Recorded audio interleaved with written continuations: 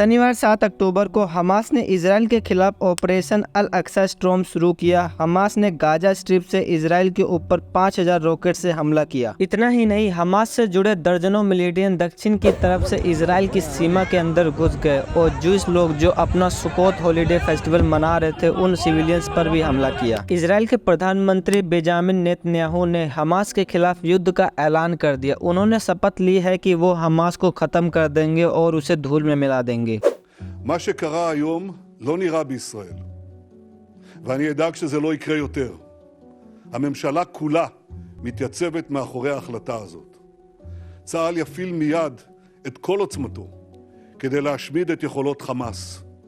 נכה בהם עד חורמה וננקום בעוצמה על היום השחור הזה שהם עוללו למדינת ישראל ולאזרחיה। तो इस वीडियो में हम जानेंगे इजराइल और पैलेस्टाइन के बीच में चल रही वार के पीछे की हिस्ट्री। इजराइल और पैलेस्टाइन के बीच का विवाद कोई नया नहीं है। साल 2021 में भी दोनों देशों के बीच युद्ध जैसे हालात पैदा हुए थे। दोनों देशों ने एक दूसरे पर अंधाधुंध गोलीबारी भी की थी। ठीक ऐसा ही सीन एक बार फिर शनिवार सुबह देखने को मिला। हमास ने गाजा स्ट्रिप से हजारों रॉकेट दागे, वहीं इजराइल ने भी इसका जवाब दिया। इजराइल और पैलेस्टाइन के बीच डिस्प्यूट कोई नया नहीं है। सबसे पहले हम इसकी जियोग्राफिकल स्थिति के बारे में समझते हैं। दरअसल इजराइल के ईस्टर्न और साउथ वेस्ट हिस्से में दो अलग अलग एरिया मौजूद हैं। ईस्टर्न हिस्से में वेस्ट बैंक और साउथ वेस्ट हिस्से में एक स्ट्रिप है जिसे गाजा स्ट्रिप के तौर पर जाना जाता है। वेस्ट बैंक और गाजा स्ट्रिप को ही पैलेस्टाइन माना जाता है। हालांकि वेस्ट बैंक को पैलेस्टाइन नेशनल अथॉरिटी गवर्नमेंट चलाती है और गाजा स्ट्रिप पर हमास का कब्जा है। हमास एक पैलेस्टाइन इस्लामिक पॉलिटिकल ऑर्गेनाइजेशन और आतंकवादी ग्रुप है। हमास जिसका मतलब है हरकत अल मुकावामा अल इस्लामिया। हमास ग्रुप 1987 में बना था और तब से ही ये सुसाइड बॉम्बिंग और रॉकेट अटैक से इजराइल पर हमला करता रहा है। भले ही इजराइल के प्रधानमंत्री ये कह रहे हो कि हम युद्ध में हैं, हमास को अंजाम भुगतने की चेतावनी दे रहे हो, लेकिन हमास को तो जरा भी फर्क नहीं पड़ रहा। वो लगातार गोलाबारी कर रहा है। दरअसल हमास इजराइल को देश के तौर पर देखता ही नहीं है, उसे हमेशा निशाना बनाता रहता है। जबकि इजराइल और अमेरिका हमास को एक्सट्रीमिस्ट ऑर्गेनाइजेशन मानते हैं